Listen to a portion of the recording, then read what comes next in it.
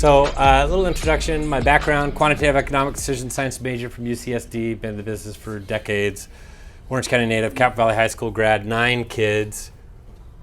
I brought the 6 in the right, my wife brought the 2 in the upper left. I adopted her, she adopted mine, and Zeke, he turns 5 next week.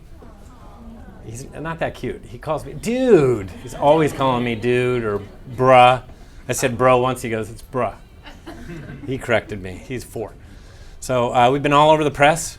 And our company's Reports in Housing, your local real estate snapshot. We want to help you have the power and the strength of knowing what's going on, especially in this marketplace when it's changing so often.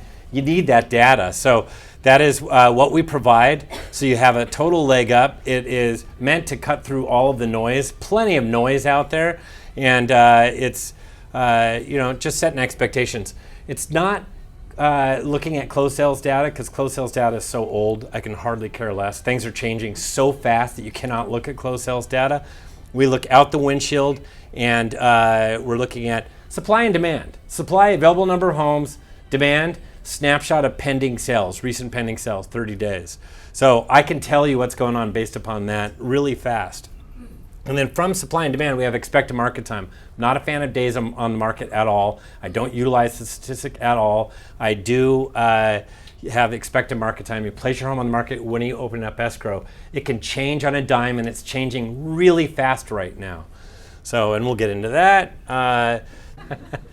So our reports are used for your buyer and seller consultations, price reductions. That definitely, we had a lot of price reductions from the last year. Get buyers off the fence, stop talking about the most ridiculous things that they like to talk about, like Great Recession all over again, or worse than the Great Recession. And it's also about just closing more transactions, once again, by setting expectations. And we have reports all over SoCal.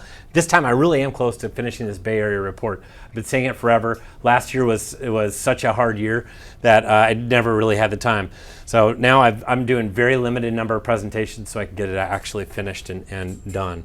So sluggish intro to 2023. These are so far what the reports have been all about. That's called a normal market. At the beginning of the year, the way it feels sluggish is it's supposed to feel that way for the first 2 weeks of the year. You're supposed to take vacations in December and the first couple weeks of January. And then it's turning up the heat. That was at the end of January. Talked about what the winter market's all about. We'll get into what that is. Housing's starting to flex. I put this together. I had some hate mail, some hate emails and things like that came at me. It's like, I'm not making this stuff up. It's like they're saying, well, this is just some pent-up New Year's resolution demand. Don't follow that. I just look at the data and report it because I'm geeky. I listened to a podcast on the way here all about economics and housing because it's fun. And who subscribes to the report in this room? So quite a few hands actually subscribe to this report. I love what I do. Thank you for subscribing. If you're not a subscriber, you should subscribe. Because everybody expects you to be the expert. That's the bottom line. And you really can articulate what's going on before anybody else is talking about it. What I'm talking about is what the closed sales and the papers are going to talk about in another 60 days from now. So you want to talk about what's going on in the here and now. 90 days. Yeah, 90 days. I have an economic model, and it's a progression model because there's new data that comes in all the time. There's new data that came January. Anybody see that new data in January? Sure, everybody's aware of that, especially if you are in lending, and that was the jobs report. When that jobs report came out, all of us economists, a collective sigh, had to go back to the drawing board and try to figure out exactly what's going on. We had to peel that thing apart and listen to everybody's analysis of it. And we'll get into that. Reportsonhousing.com, that's where you go to subscribe. And it's $50 per month, $150 per year. You get a month free if you sign up utilizing, I have these here with me today. They'll go home with my person. We'll get you it, and then we'll shred it. It's all about rates. So 2022 is all about rates, right? We saw that. 2020 and 2021, it was all about rates. We were zooming fast, right? We were going at a ridiculous, unhealthy speed, where it was bound to crash sometime. And then along came inflation, and nobody liked it, and especially the Fed didn't like it because that's one of their mandates is to get inflation under control. So they came out swinging. At the beginning of the year, they were doing like ballet, tiptoeing all over the place, and not really saying much. And then they kept changing their tune as the year progressed. They kept on saying, we're going to go here, then we're going to go here, then we're going to go here. And it kept changing until right around August is where everybody believed them. And that was when they came out of Jacksonville, Wyoming, a little 8-minute speech, no Q&A, because he's horrible at Q&As, and then dropped the mic. And that's Jerome Powell, head of the Federal Reserve. They really mean business. And I'll give you an update as to what one of them said based upon the job report in a moment. So they've been changing the Fed funds rate. They've changed it at a tune of 19-fold. They're now went from 0 to 0.25 now to 4.5 to 4.75. That is a 19-fold increase. And it was the biggest increase of all time from start of the year to the end of the year as far as change in interest rates. You're probably looking at this. People like to compare it to the 80s or the 70s. We had inflation for decades prior to that. So it was entrenched. It's not the same thing. You cannot compare it. We like to, we try to, and it does not follow or jive with the way that the data works. Everybody's trying to stick it, and I just said, forget it. You just cannot do it. It's like everything since the pandemic. We do not know how everything is going to play out. It's a lot of uncertainty. So 2022 was all about rising rates, and rates went from 3.25 at the start of the year. Remember those days? People ask me if we're going to have interest rates at 3. Not anytime soon. 3.25 to 7.37%. We were in the 7s in October and November. So this is a great chart, though. Seriously, let me explain it to you. This is Len Kiefer. We hang out on Twitter, all of us economists, and this is where the rates were at the beginning of the year. It starts off at 0. This is the change in interest rate every single year. Each of those lines is a year from start to finish. And you can see in 2022 is the biggest change in interest rate from the start of the year to the end of the year since they've been tracking. And this goes back to 1971. Very important for you to understand. We were following 1981, which everybody was, I didn't think we were going to hit it until Jackson Hole in August. I go, we're going to hit it. And we did. And we beat it. And then 1981, we actually went into a pretty big recession. And then in 1982, you see what happened with interest rates. They came back down. So, but you can't even compare that to where we're at today, because we had interest rates back then that went all the way up to 18%. So yes, it did go down 4%, but it went from 18 to 14%. Way, way different. Can't compare the two. So, but know that when you have that big of a change of interest rates, it's like just jamming the brake pedal. It really changed our marketplace like really, really fast. So inflation's an issue, but we were at a very good place for a long time at 2. It even got below 2 during the pandemic. And then for 18 months, it slowly but surely cranked up higher and higher until we peaked up at the top of that red where we were above 9% for headline inflation. This is CPI. Comes out next week. I can't wait. If it's another dumb report, we are in trouble. Just know that. So that report at the end of last week was kind of a dumb report, but we're still trying to figure out what that was all about. But this is headline inflation. Core is the blue. The blue strips out, it's just a basket of goods, but it removes the volatility of food and fuel. And when you do that, it's been going down for 3 months straight, and that is a real trend. And it should continue to go down, and I'm hoping goes down faster than what they're anticipating. And but know that it took 18 months to get up there, right? Going from where they want to be to all the way up there, all the way up to 9%. It's going to take about 18 months for it to come back down. So we've had 3 months so far of that downward velocity. And this is shelter. These are all the basket of goods and all that stuff. This is shelter. This is the line for shelter. And you see shelter, we know it's negative right now. The problem is there's a giant lag in it. The good news is the Fed knows that there's a lag in it, so they're not even talking about shelter. Even though part of the CPI, it's kind of ridiculous. It's been going up and up. Even in December, it was going up, even though we all know intuitively rents and everything else along shelter has been going down. Household formation, everything. So services, on the other hand, that's the area that everybody, including myself, care about the most. And that is because we have a really strange job market. Very strange. As a matter of fact, I just added the slide. That's what I was doing when I first got here, because I did a live today and I put the slide up there. That's because we added 517,000 jobs. We were supposed to add less than 200,000 jobs, yet it was 517,000. It was such a blow to what we were all doing that we saw what happened to interest rates, right? They're at 5.99%. We got below 6% for the first time since September for a minute. And then this thing came, and then we shot all the way up to almost 6.5%. in a very short period of time because we were all digesting this going, what in the world is going on? So, and unemployment fell to 3.4%. You know what's so interesting about 3.4%? I was about 4 months old when the last time we were there. It was in 1969 that unemployment was at 3.4%. Does that sound recessionary at all to you? It doesn't. It's not recessionary. I know in this room that we've all had a different kind of year last year, but just because we're having that does not make it a recession. This tells me that we still have a problem.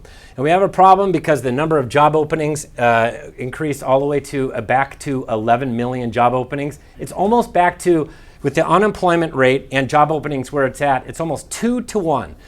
2 jobs for every job seeker.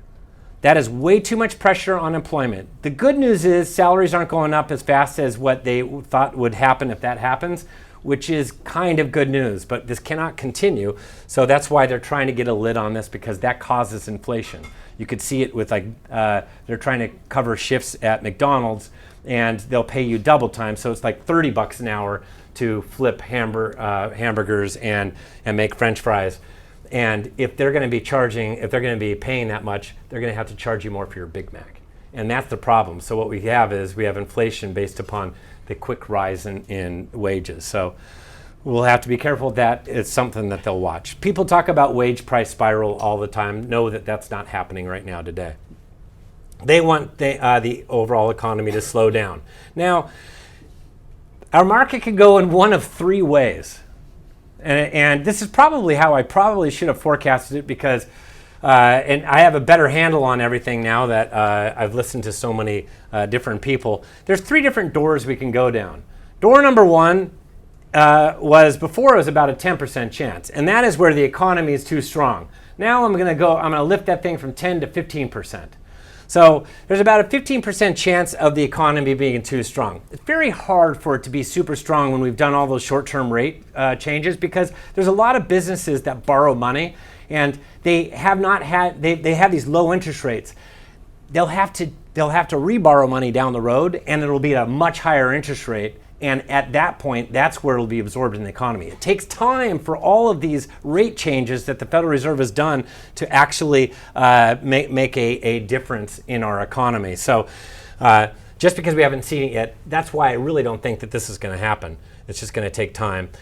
If we have too strong of an economy, we can see interest rates between 6.5% to 7.5%. This is not where I think we're going to go, but that's because they're going to have to ratchet up the federal funds rate even further. And right now, we have already absorbed in the system what they did last week, that quarter point. There's going to be another quarter point. And it's already absorbed in the system, which is why rates don't go up when the federal funds rate goes up. That's just a short-term rate. Immediately, automobile loans, credit card debt, and equity line of credits go up, but not 30-year mortgages. As a matter of fact, last week, what did we see? They went down all the way to below 6% for the first time since September. So, but if they change this and they say, okay, the federal funds rate, they're right now saying it's going to be between 5 and 5.25. Now they might say we want it to be up at 6. If they say that, we can watch rates go up higher. That's only if we have too robust of an economy, which I don't think is the direction that we're going. I still think we're going to go into a recession. Now, Neil Kashkari, who is one of the Fed presidents, I had to add this today. He was asked in a Q&A with CNBC about the job report, and he basically said, you're right, loosening financial conditions does make our jobs harder to bring the economy into balance. All things being equal, that means we'd have to do more with our tools. It had caused me to say we need to do more with the federal funds rate, because then he was asked further, so what are you going to do? What tools are you talking about? He's talking about this. So he's talking about ratcheting up the federal funds rate. So that's Neil, one of the Fed presidents. That's exactly what he's saying. It's just a group of Fed presidents that get together, and that's the Federal Reserve Board. And but they're a lot of talk until the market economy really starts to slow down. So just know that. Door number 2 is they're going to thread the needle. I think it's very hard for them to thread the needle. I already told you that it's going to take time for the economy to slow down based upon all the rate changes. So, but there's more people feeling confident that we're going to thread the needle. I still don't think we're going to do this. I actually give this about a 15% chance of happening. And 5.75% to 6.5% is where we would be with threading the needle. That means that we avoid going into a recession. And most likely door number 3. That's where we go into a recession. And it's the second to third quarter of this year. And I don't even call it a recession. I was listening to Mark Zandi from Moody Economics today. That was on the way here. And it wasn't him because he only thinks there's a 50-50 chance of a recession. It's his other colleague who actually got the URL for it, slow session. I love that term. It's going to be a slow session, not a recession. It's not going to be as deep as as a normal recession because we're not going to have the major job loss. So if we don't have a lot of job loss, that means that we're sitting in a pretty good spot. And then we're going to have interest rates all the way from 4.75% to 5.75%. And you're wondering, how in the world can we get to 4.75%? I'll tell you in a second. But every time we go into recession, even if it's a slow session, we have mortgage rates go down. So that is what happens when we have those recessions. Now the 10-year Treasury, I had to update this because I have to update it all the time because it's doing something funky. Right there, I don't even think I have it, darn it, I don't. There should be a black arrow right there pointing that. You could see we were in that little valley right there on the right-hand side, and that little valley is when we got down to 5.99% for 1 minute. And then we got our Friday jobs report, and it shot up, and then Monday came around and shot up, and then today started off negative and then went up a little bit. So we had interest rates, like I said, it just bounced at that 6% line. We can't get under 6%. And then this is where we are, right? 6.45%. Actually, I think today it's 6.39%. I did not update the slide, so it went down a little bit. But still, we're bouncing between 6 and 6.5%. That's where we are until if we get CPI, then we can bounce above 6.5% if it comes in where it doesn't come down enough, or if it comes down more than expected, we could finally get underneath of 6%. So we'll have to see what happens next week. So, but I do want to point out something because of the volatility and all the risk that's out there, and really the servicers and lenders are apprehensive about giving out loans because they think that everyone's going to refinance once rates go down, right? So there's a lot of risk in the system. This is the 10-year Treasury and 30-year mortgages. Going back in time, like about 55 years, it's been this. It's right around the same, typically right at 1.7%. So whatever the 10-year is, 1.7% above that is what our mortgages should be. However, this is where we are today. That's same. See, that's 1.7. It's nearly double what it normally is. It was at 3 for a little while. But where should interest rates be today? A full percent lower.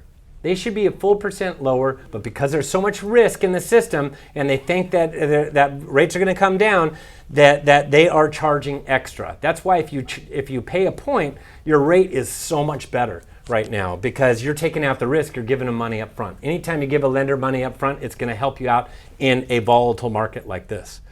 So I hope that helps. Oh, and by the way, these 3, 2, 1, 2, 1, 1 buy downs, that you hear about. You know what the percentage of all the loans across the United States are of those buy downs? 3%. 3% of all loans are the 3, 2, 1, 2, 1 buy downs. And that's actually a big increase. It was nearly nothing prior. So that's just a little bit of an increase. The housing market, we have 5 seasons in the marketplace for real estate. Spring is the number 1 season.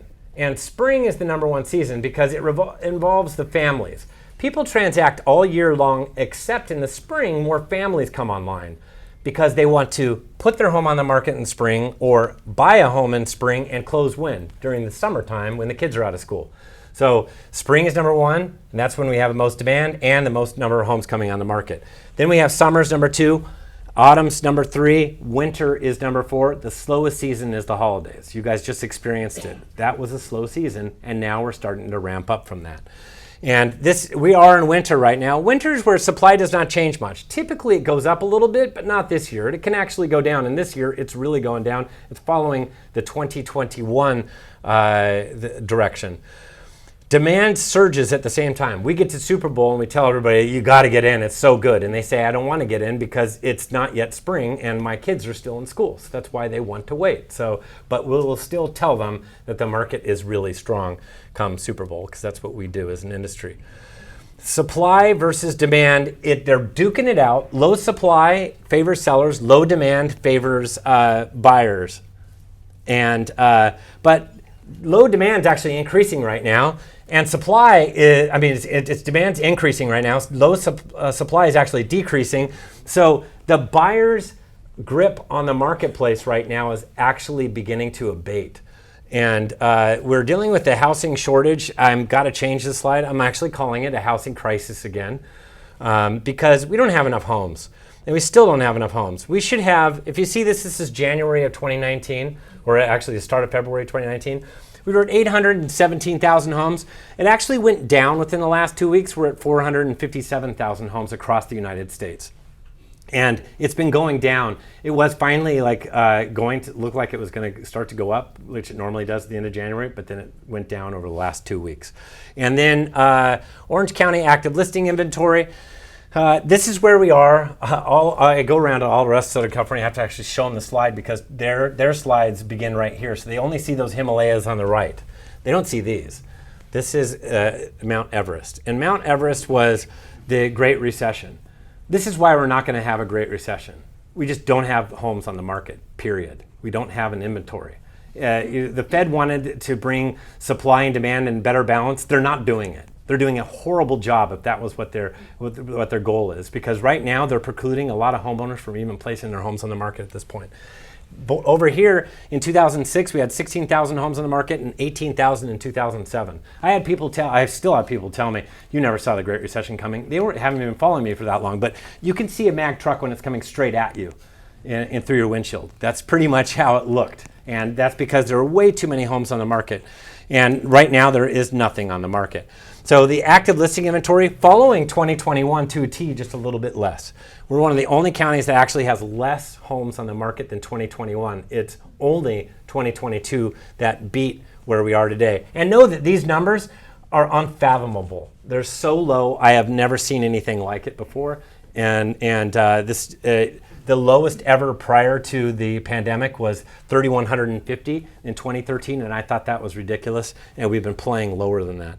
So on February 2nd, last Thursday, we were at 2,415. It was down 5% or down 121 homes in a 2-week period of time. And last year we were at 1,270, 47% less. We had nothing on the market last year. We had so few homes on the market that it actually ate into the number of escrows that we had. San Diego was even worse than where we were. 3-year average, 4,695. That's 94%, almost double where we are today is where we should be right now. The 3-year average I'm talking about is 2017, 18, 19 prior to the pandemic. So we should have double the number of homes on the market. I looked at it today, we're at 2337, so it's continuing to go down another 3% in the last week. So it's going the wrong direction. And the inventory looks like it's going to continue to go down until we get to around April, and then I'm hoping that it does this. But if interest rates do not go down, or if they start to go up a little bit, it's just going to preclude more homeowners from placing their homes on the market, and then we'll get something like this, which is not what I'm rooting for, where we might get right up to where we were last year and then come down, and it was just this weird year. So we're just going to have to wait to see how it all plays out. It just depends upon mortgage rates. And this is the number of price reductions across the United States, detached homes. It's at 33%. It's the same for Orange County. You could see this is coming down pretty rapidly because we're placing more homes on the market, and there aren't that many homes that are available, and there are buyers right now that are finally getting involved, and they're just saying they want to purchase something. So we're seeing the number of price reductions actually drop. And there are a lot of overpriced properties. That's why we have price reductions, right? So, and I had this made. I'm sure you guys have seen where is that thing? It's my little sign writer. Yes, this is perfect. This is actually what you want to use when you have a marketing proposal. your presentation with the seller, because you want to put it down and say, listen, Mr. and Mrs. Seller, Stephen Thomas told me to bring this because we cannot end up overpriced, because we'll throw away money. We'll flush money down the toilet, and I don't want to do that. I want to come out of here with the exact right price so we can sell.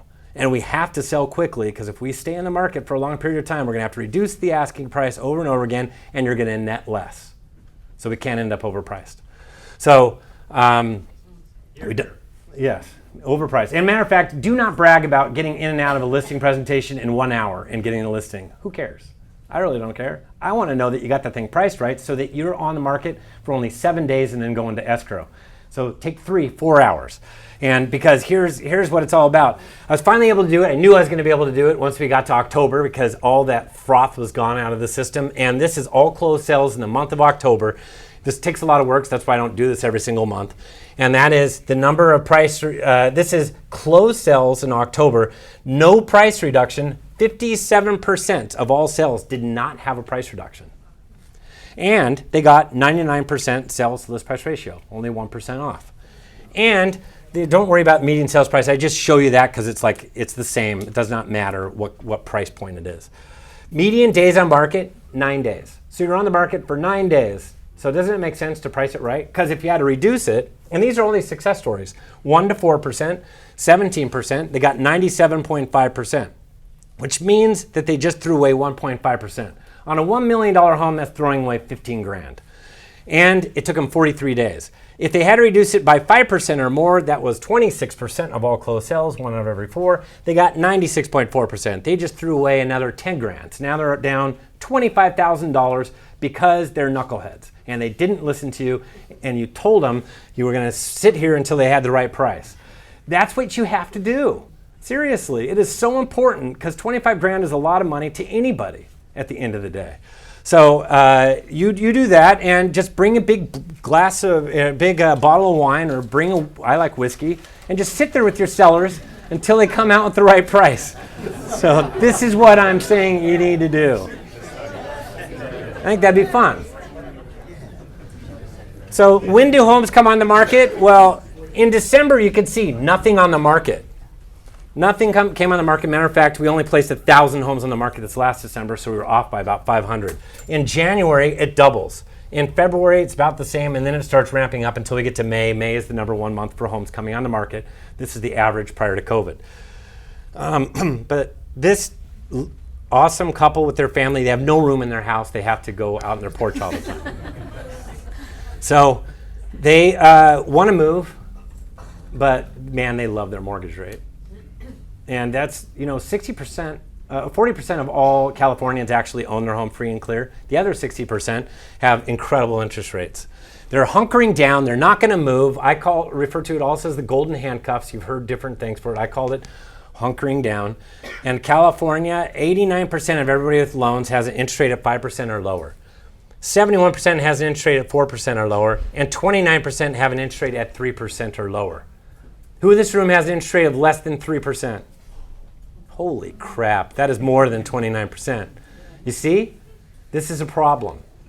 And you guys aren't moving. And you guys are bragging to all of your friends how incredible your interest rate is. Seriously. My hairstylist, I finally convinced him to purchase, and he has a 2.65% interest rate, and he thinks he's incredible. And he still charges me for his haircuts. So the Orange County new listing on a monthly basis, you can see the orange line was actually this last this last year. It is muted compared. This is every month placing homes on the market. So you can see definitely not a lot of homes were placed on the market last year compared to all other years. This was the COVID lockdowns. So that was COVID lockdowns. We placed 50% fewer homes on the market then. But this right here was the month of January. I only have one data point. That was the month of January. So we didn't place a lot of homes on the market in January everywhere in Southern California. And once again, San Diego's worse. I don't know why I keep saying that, but they keep doing things like that. But the number of for sale signs compared to the 3-year average prior to COVID, because we placed about the same number on for like ever. And in 2020, we placed 5% fewer homes on the market, 1,800 fewer. 2021, 6%. 2,300 homes fewer.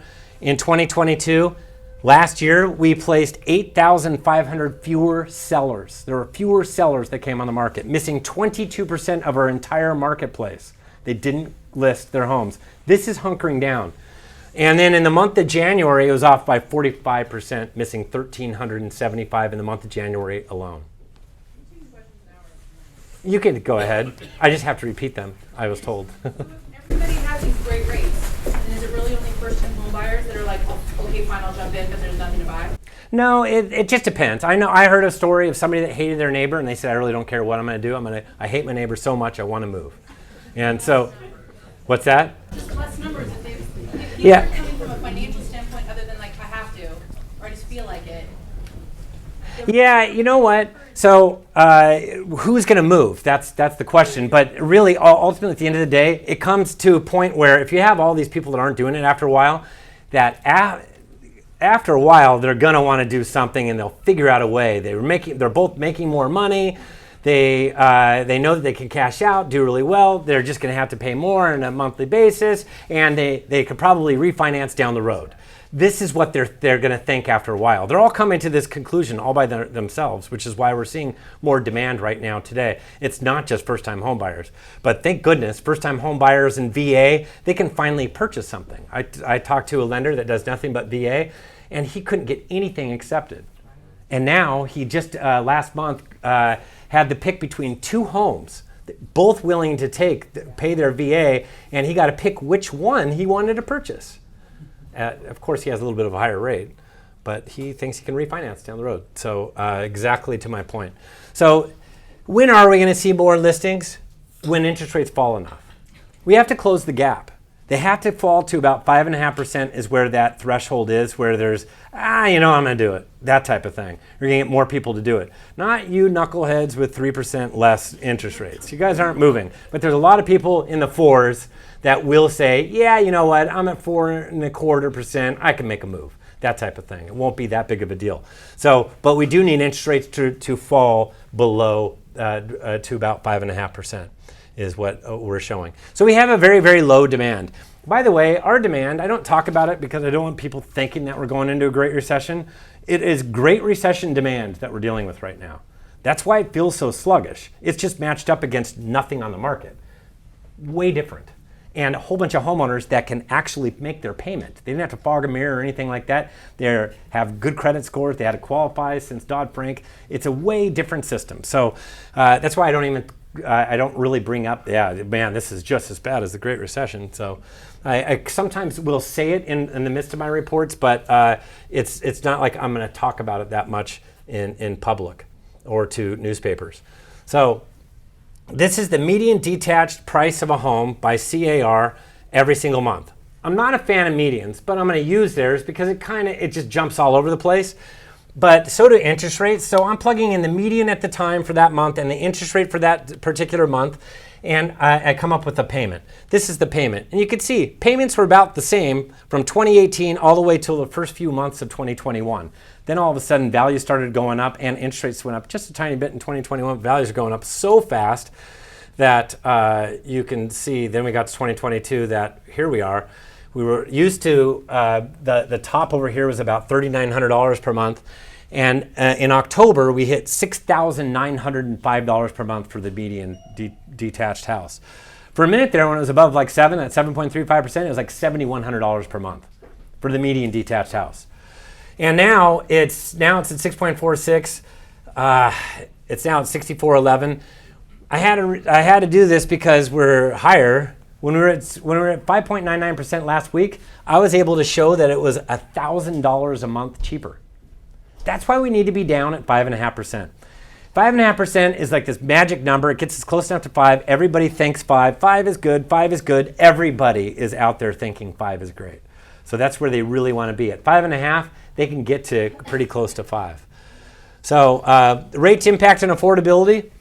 So at 7% with 10% down, you're looking at $4,000 per month payment. You're looking at a $668,000 house at 7%. Now we're looking at a $703,000 house. Last week we were looking at a $741,000 house. Do you see what happens when these rates fluctuate? When we get to 5.5, you're now going to be looking at a $782,000 house. All of a sudden, your buying power goes up. Thank goodness it's been long enough, because the buyers of yesteryear, back in January, were looking at $1 million house. So when we went from $1 million to 667,000, that's why our market seized. Now we're going the right direction. So know that I'm seeing some little green shoots. I was showing cracks last year, so I love my little green shoots. Orange County demand, this is the last 30 days worth of escrow activity. This is what happened in the last couple weeks. From mid-January to the start of February, it went up 38%, up 361 homes, pending sales for a 30-day period, 1,300. We were below 1,000, which is just ridiculous. Now we're at 1,300. And last year we were at 1,683, 29% more, 383 extra pending sales. 3-year average is 2,083, which is 60% higher than where we are right now. And today we're at 1,434, which is up another 10% from last Thursday. So it's continuing to go up. It's going up. It normally does, even in slower years. We're adding more fuel to the fire. We're going to bounce off of that really slow October, November, December, and we're doing transactions. And then what's it going to do? Well, it's going to continue to go up, and then I believe it's going to go there. And then we're going to thread the needle in between there. Now, if we get too robust of an economy and they have to jack up interest rates, I'm just going to show you what could possibly happen. It could follow the 2022 line, which is not what we want to have happen. It's most likely going to do this. And when it does this, we're going to have a not as good of a year for the first half of the year and a much better year the second half of the year compared to last year. So that's most likely the direction that we're going. That is definitely where I'm heavily leaning. I give it a 60% chance of that happening. So, what is the speed of the market? So this is the expected market time. And once again, everybody in all the rest of Southern California just sees here over. So they only see those little Himalayas over there. They miss this, which is fun. This is the mag truck I talked to you about. It's coming straight at you. When you have over 200-day expected market time, it distorts my whole entire thing. The rest of all the other counties, they look pretty because you could see what's going on. You can't see what's going on over there on the right-hand side because we have this. In 2007, we hit over 400-day expected market time for all of Orange County. Things didn't sell at all. So you had to reduce it by $30,000 from the last comp just to go into escrow, or $50,000. And that's what was happening. And who was doing it the most? Banks. Banks were doing it, short sales were doing it, and all that. They were in charge of everything. So, but I'm seeing another green shoot. There it is. And here we go. Expected market time year over year. See this drop? That's pretty huge. It's following 2020. We're not going to follow this like 2020. That was the pandemic shutdown. So February 2nd, we were at 56 days. That went down 25 days in a 2-week period of time. So that's how hot it got from middle of January to the start of February. All of a sudden, at the start of February, it felt a lot different than it did at the start of January, that's for sure. And then last year, we were at 23 days. Know that anything below 40 is absolutely like a punk of a market. It's ridiculous. 40 days and less I call insane, unhealthy, call it what you want. It was not a way that we want to do business ever again. The problem is San Diego just hit 39-day expected market time today. So yeah, and there's a Forbes article that came out that said that San Diego was supposed to tank, one of the top 5 markets to tank the most in the country. And right now they are the hottest of the 5 Southern California counties I follow, hotter also than Vegas I follow, Phoenix, as well as Sacramento and the Bay Area. It is by far the hottest market. So I don't know what they were talking about. I had a lot of agents actually reach out to me about that article. The 3-year average prior to COVID is 70 days, yet we were at 56. Well, guess what? I just showed you what happened today. That was as of last Thursday. Right now, we're at 49 days. We're making our way down towards 40, and I am ticked. I am ticked because you guys already heard what the Fed's saying will happen if this gets too hot. The only way that they can combat this, if it gets too hot, Wall Street does too well or real estate market does too well, because they're using real estate as one of the major vehicles to obtain what they want in the economy. And if we get too hot, they're going to turn up the heat again and interest rates can go higher. So we're just not hoping. I'm hoping that we get things slow down, interest rates fall, and we get more sellers that come on the market. This is all because we do not have enough homeowners coming on the market right now. So, and I need to talk to the Fed. Seriously. I need to have a sit down with them because they have no idea how bad the hunkering down problem is. And because I'm doing this data that I think like nobody else does. And I'm like doing this data going, man, doesn't make sense. They need to know about this stuff. Get on your bathroom, Steve. Yeah, exactly. I wish I had one. This is the expected market time. This is where we're at. It's going down, and we're making our way towards that 40 days. I'm thinking that it's going to go like this. Now, if they start getting upset and they start ratcheting up the short-term interest rate, we can get something like that. I don't think that that's going to happen. Remember, I only think that that's like a 15% chance of that kind of thing happening. But I just bring it up just so you know that we're very interest rate driven. And Newport Beach, last year was at 45 days. Today is at 135. Know that this is way better than where we were at the beginning of the year. This is already improving, and this was as of last Thursday. Corona Del Mar went from 51 to 244 days. Newport Coast went from 70 to 195. Costa Mesa from 26 to 60. Huntington Beach from 28 to 61. Irvine from 18 to 42. Tustin from 12 to 61. And Mission Viejo from 23 to 46. You guys get it, right? It's not as hot as last year, but it's definitely, when I'm looking at this is definitely not as slow as where we were in December and the first couple weeks of January. This has totally changed. So home values. I think I'm pretty convincingly showed you that we're not going to crash. I don't need to go in through all the weeds and go through all the different slides. I've been doing it since we went into COVID. Everybody continuously talks about a crash. Every time that anything slows down, they talk crash. It's not going to crash. We need inventory. We don't have it. And this national delinquency rate, so I had somebody say that, we have a lot of people that are now working with asset management companies. Please stop talking like that. It's really beginning to bother me. Because over here on the right-hand side, you can see that's the national delinquency rate. It's gone up a little bit. Why has it gone up a little bit? Because we're going from absolutely nothing. We're still at decades low. We haven't even made our way back up to the delinquency rate of where we were prior to COVID. And that's going to take time, which is all the way up here. You draw a line across. We're making our way up there. We still need to go a little bit higher. Can we get there this year? Probably. Maybe. I don't know. There's a lot of people that purchased last year that are actually upside down in their homes because they purchased homes, frothy prices, and I told them do not overpay, do not pay above their asking price, and yet they did. Lots of people did. And they got in trouble for doing that. So this is distress listing. I'm actually showing you my black bar on this one. This is onto the right is what everybody else gets to see, and they don't get to see that. This is the number of properties that are foreclosures or short sales across Orange County. There are 7. That's it, 7. So when you have a client that's asking for a short sale and foreclosure, say, I no longer want to work with you. If you can actually say, there aren't any, and if they say, no, well, that's what I want to buy, then you kick them to the curb because they're not going to find any because there are 7. Prior to COVID, we had 38 in January. If I go back to 2019, it's like 60. Still nothing because over here we had 6,000. And this 6,000 that we had over here, this was in 2008. Know that this was more than 1/3 of the entire homes available on the market. And it was 2/3 of all pending activity though.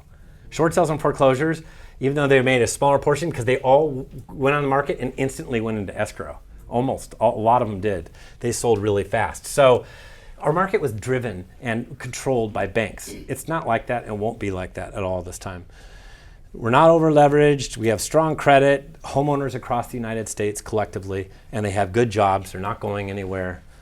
And you hear about all the layoffs in Silicon Valley, and they're only 0.3% of the entire labor force, and they're not going to the unemployment lines because they're finding a job within minutes someplace else that needs somebody that has their job skills that they couldn't get before because they wanted to work for those companies.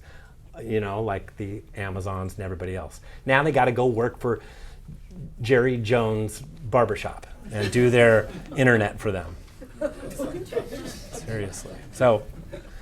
But they get a job right away. And we are really in what is referred to as a hot seller's market. I actually had to pull all of that out of my reports because the model is broken. Not just it's the model. Supply and demand is broken. It's not behaving the way it's supposed to behave. And there's a tug of war between buyers and sellers. And buyers were kind of winning, but now that there are fewer sellers, now it's kind of like a tug of war where I don't think we're going to do much in values right now today until I see a change. Right now, we're sitting right now today in the 40s. I'm not thinking that prices are coming down. Sorry, buyers. But the buyers that do remain, still, with these higher interest rates, they're not going to overpay. Nobody wants to do what happened in 2022. They're just not going to pay $50,000, $75,000, $100,000. And if they do in this market, God bless them, because that's wrong. If they didn't learn from these last people that are underwater, then seriously, they need some help. So, but it's kind of behaving like a buyer's market. I told you it's kind of like balanced now. It's kind of hard to really determine exactly what's going on in your neck of the woods. You'll know better than I will. Collectively, as a county, it's more balanced. It might still be a little bit of a buyer's market where we have pressure on values to come down just because of high interest rates. And you're thinking, why is that, Stephen? So I'm going to give you an economics lesson. Above this purple line is an inventory of less than 6 months. Below this purple line is inventory of higher than 6 months. The blue line to the left is values going down. Blue line to the right is values going up. So when we have less than a 6-month inventory, values have always gone up. And when we have more than a 6-month inventory, values have almost always gone down, not all the time. Except for this last year. Something new happened, which we had never seen before, and that's because lots of new stuff came out of COVID. And this is, that was May, June, July, August, September, October, November are all in there. We have less than a 6-month inventory, yet we have values going down. So we can't really tell you how hot the market is based upon what we're seeing because interest rates are so high that it's messing with the data. So in order for that to go away and for these black triangles to get back over to that green quadrant over there with less than a 6-month inventory, we need interest rates to fall. Guess where I think that it need to fall to? 5.5%. You guys have all been paying attention. Very good. Very good students. Because that was my slide for students, by the way. Market overview. So the share of homes sold above asking price in the month of December, because they haven't released January yet, is normal. There's only 20.6% of all closed sales in the month of December closed above their asking price. That is called normal. Last year, we had 72.8%, an all-time record in the month of May. That is totally abnormal, and it made me sick. It really did. That's very unhealthy. We should never have a market like that. Prior to COVID, we never had it higher than 40%. We hit above 70% for 3 months in 2021. It's just not normal and very unhealthy. 20.6, totally normal. Get these to your clients. They're going to go, well, 1 out of 5 got above. Yeah, because they probably started right at where they should start or maybe even a little bit less. And then got a couple multiple offers and went above. So the sales to list price ratio, also what I would refer to as normal, below 100%. It was above 100% for 2 years. Now it's below 100%. That's normal. For the month of December, 96.2% sales to list price ratio. And this is Case Shiller. They just released November a couple weeks ago. And November, they use 3 months. It's rolling. It's September, October, November. It's so dated. But I love this. It's the only statistic. It's better than median. I absolutely love this, but it's so dated, I can't bring it to you. I can't even bring to you what's going to happen year over year until like April. That'll give you a true flavor of where we ended up, which I think is going to be 0% year over year. We will have erased all of 2022 by the time we get to the statistics for January 1st. So we're at up 7.7% for the whole entire country. In LA, from May to November, it was down 7%. So we were going down, and that was that pressure that I told you with higher interest rates, even though we have low inventory. Year over year, we're actually up 4%. But like I said, now when they get to December, which they're going to release, that's actually a rolling October, November, December. The real flavor of that is not going to be released until about April, like what I said. So the closed sales, man, that was low. That October, November, December was really, really low as far as closed sales were concerned. We did not close a lot of sales. It was very low, and we're bouncing from that. Just know that. 2022 was off 31% compared to 2020 compared to 2021. But that was the biggest year since 2005. So let's compare it to other years. Compared to 2020, it was off 20%. Compared to 2019, it was off 16%. And compared to 2018, it was off 14%. So not quite as bad, but we really finished off the year really slow. But there is this bounce that I talked about. We're going to kind of feel it. We're going to see it in the numbers a little bit. We're really going to see it by the end of the year. We're just not going to stay at that really low level that we were at October, November, December, which is good news. Luxury is 2 million plus. That's the top 10% of the market of all of Orange County. And that's 2 million plus on the right-hand side. Where I'm pointing to is where the most recent closed sales was for the month of December.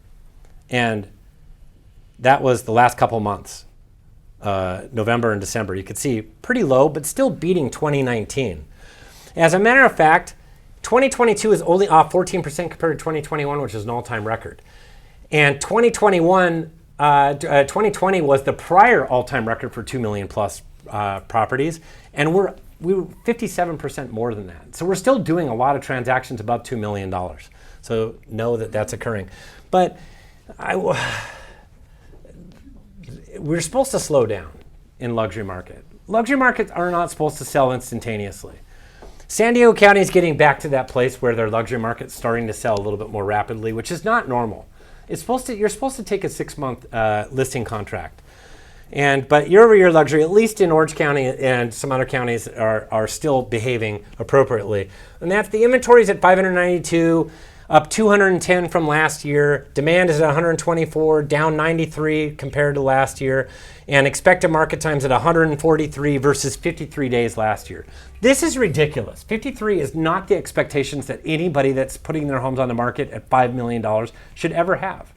And I know the market's changed when I did a presentation for some people in Corona Del Mar, and there was 2 people in the office that said that they reduced asking price from 9 million to 5 million.